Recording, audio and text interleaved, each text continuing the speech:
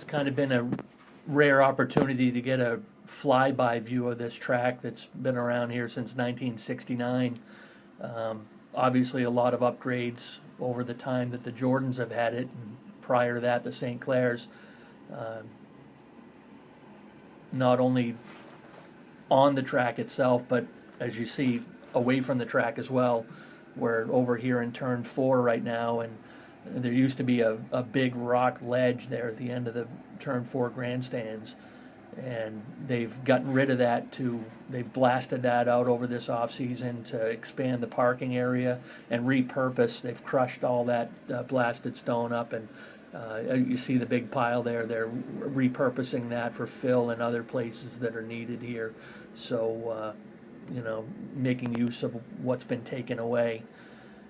When they first bought the track, they put a lot of work into the parking area, solidifying that. It's been notoriously muddy in April, and they're making that much better for the fans. And we're swinging over here back toward turn 1 and looking into the pit area.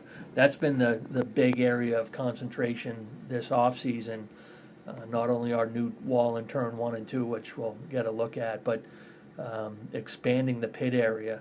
They purchased an adjacent portion of land off to the end of the pits here. They're starting to clear cut that, and you see the excavator working. That's been a pretty rough transition from what we call the upper pit down into the lower pit, and a lot of those pit pads have not been able to be used by anything longer than a pickup truck. So they're really putting a lot of fill in there, excavating that portion of it so we can make better use of the lower pit area.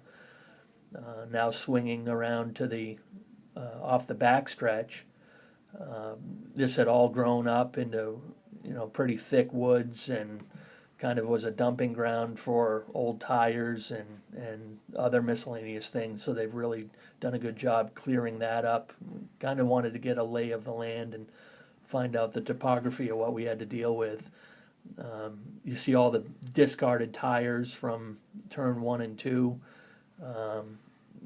Looking for an area to put those temporarily, and then we swing back around for a look at the track from the back stretch, and you get a good chance to see the work that's been done on the backstretch wall. That was pushed back by about 6-8 feet a couple of years ago, which made the transition for the drivers onto the backstretch much smoother. And now on to turn 1 and 2. That's been the other major project in the off season. They got rid of the old tire wall, old telephone poles and fencing, all new block wall. Right now they're working on putting up the catch fence and the poles for the fencing.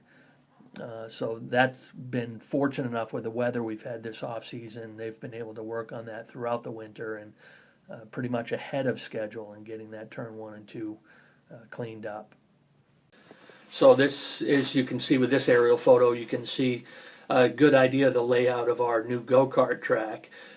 Kind of combines pit road through the center of the infield, but then you'll see the transition where the karts will go actually right up onto the big track for the front stretch and then re-enter going into turn 1.